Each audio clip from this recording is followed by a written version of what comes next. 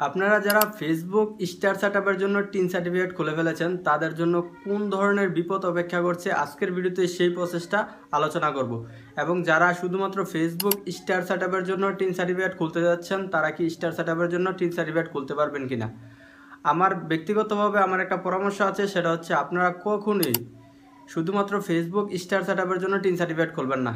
Tin certificate হচ্ছে tax income identification, অবশ্যই আপনাকে রিটার্ন দাখিল করতে হবে। আপনি একবার টিন সার্টিফিকেট খুলে ফেললে কিন্তু এটা কোনোভাবে বাতিল করা যাবে না। তো এটা বাতিল করার জন্য অনেক আপনার খাটতে হবে, 3 বছর প্রায় আপনাকে রিটার্ন দাখিল করতে হবে। তারপর হচ্ছে আপনারা উপপরিচালকের বরাবর আপনাকে দরখাস্ত করতে হবে এই টিন সার্টিফিকেট ক্যান্সেল করার জন্য। তো টিন সার্টিফিকেট খুললে প্রথমত 1 নম্বর যে সমস্যার সম্মুখীন হবে, আপনাকে প্রত্যেক বছরে রিটার্ন দাখিল করতে হবে। যদি আপনার বার্ষিক ইনকাম 3,50,000 টাকার উপরে হয় তাহলে আপনাকে কর পরিশোধ করতে হবে, আর যদি 3,50,000 টাকার নিচে হয় তাহলে আপনাকে জিরো রিটার্ন দাখিল করতে হবে। এই ধরনের একটা সমস্যা হচ্ছে। আপনি শুধুমাত্র ফেসবুক স্টার সেটআপের জন্য কেন টিন সার্টিফিকেট খুলবেন?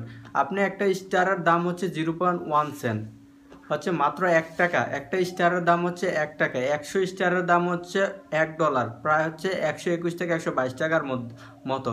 আপনাকে 100 স্টার কেউ একসাথে গিফট করবে না। আপনি সারা বছরে ফেসবুক স্টার থেকে কিন্তু 100 স্টার পাবেন না।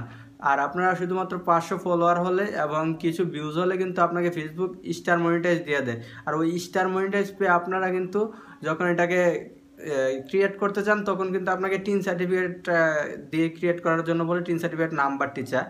তখন কিন্তু আপনারা তাড়াহুড়া করে টিন সার্টিফিকেট খুলে ফেলেন। টিন সার্টিফিকেট খোলা কিন্তু খুবই ইজি, 2 থেকে 3 মিনিটের মধ্যে টিন সার্টিফিকেট খোলা যায়। কিন্তু এটা খোলার পর কিন্তু আপনাকে প্রত্যেক বছরে বছরে রিটার্ন দাখিল করতে হবে। তো এটার একটা ঝামেলা রয়েছে। তো শুধুমাত্র আপনারা ফেসবুক স্টার সেটআপের জন্য কখনোই টিন সার্টিফিকেট খুলবেন না। আপনি যখন Facebook YouTube channel monetize, ads on reels ওই ধরনের মনিটাইজ পাবেন তখন আপনি খোলেন, এবং আপনার সরকারি বেসরকারি যে কোনো ব্যক্তিগত কাজে আপনারা টিন সার্টিফিকেট খুলুন। কিন্তু শুধুমাত্র ফেসবুক স্টার সেটআপের লোভে আপনারা কখনো টিন সার্টিফিকেট খুলবেন না, এটা হচ্ছে মূল বিষয়। তো টিন সার্টিফিকেট অনেক কাজে লাগে। ব্যক্তিগত কাজে অনেকে বর্তমান সময়ে প্রায় 22 থেকে 23 লাখের মতো স্টার সেটআপের কারণে কিন্তু টিন সার্টিফিকেট বেড়ে গিয়েছে, টিন সার্টিফিকেট খোলা হয়ে গেছে। এটা হচ্ছে গত বছরের মধ্যে 22 লাখের উপরে টিন সার্টিফিকেট খোলা হয়ে গেছে। তো তাদের জন্য কিন্তু বড় ধরনের একটা ঝুঁকিপূর্ণ সমস্যা হয়ে গেছে। আপনারা যারা রিটার্ন দাখিল করবেন না, 3 থেকে 4 বছর পর কিন্তু আপনার বাড়িতে 54 দ্বারা একটা নোটিশ আসবে। আপনারা লিখে রাখেন, যদি আপনারা রিটার্ন দাখিল না করেন প্রত্যেক বছরে আপনি বার্ষিক ইনকাম 3,50,000 টাকার নিচে আপনার কোনো ইনকাম নেই, কিন্তু আপনি রিটার্ন দাখিল করছেন না, মানে আপনি জিরো রিটার্ন দেখাচ্ছেন না, 3 থেকে 4 বছর পর কিন্তু আপনি লিখে রাখেন আপনার বাড়িতে নোটিশ আসবে। আমাকে ফেসবুক মেসেঞ্জারে অনেকে নক দিয়েছে এই 54 দ্বারা যে এই নোটিশটা এটা বাড়িতে এসেছে টিন সার্টিফিকেটের, 3 থেকে 4 বছর 5 বছর রিটার্ন দাখিল করে নাই, এই নোটিশটা এসেছে। এটার জন্য আপনাকে আদালতে হাজিরা দেওয়ার জন্য এটা নোটিশটা এসেছে। আমি এই নোটিশটা ব্যক্তিগতভাবে পড়েছি। এই ভিডিওটা বানানোর মূল উদ্দেশ্য হচ্ছে আপনারা যারা টিন সার্টিফিকেট খুলে রেখেছেন অথবা যারা ফেসবুক স্টার সেটআপের জন্য টিন সার্টিফিকেট খুলবেন ভাবছেন তাদের জন্য এই ভিডিওটা। আপনারা যারা খুলে ফেলেছেন তারা অবশ্যই মনে করে প্রত্যেক বছরে জিরো রিটার্ন দাখিল করবেন। আপনার ইনকাম 3,50,000 টাকার নিচে থাকলে অবশ্যই আপনার রিটার্ন দাখিল করবেন। জিরো রিটার্ন দাখিল করতে কোনো টাকা পয়সা লাগে না।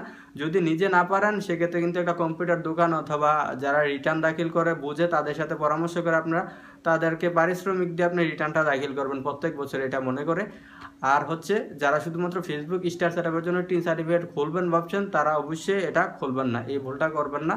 আপনার অন্য যদি ইউটিউব চ্যানেল মনিটাইজ পেয়ে যান বা এই ফেসবুক অ্যাডস অন রিলস তারপর ওই ধরনের মনিটাইজগুলো বড় ধরনের মনিটাইজগুলো পান তখন আপনি কিন্তু টিন সার্টিফিকেট খোলেন, ওইটাতে আমার কোনো সমস্যা নেই। তো আজকের মতো ভিডিও এই পর্যন্ত, আশা করি ভিডিওটা বুঝতে পারছেন। তো ভিডিওটা বুঝতে কোথাও অসুবিধা হলে অবশ্যই কমেন্ট করবেন, আর জিরো রিটার্ন দাখিল সম্পর্কিত কোনো ভিডিও চাইলে অবশ্যই কমেন্ট করবেন। আমি পরবর্তীতে এই ধরনের ভিডিও নিয়ে আসবো ইনশাআল্লাহ।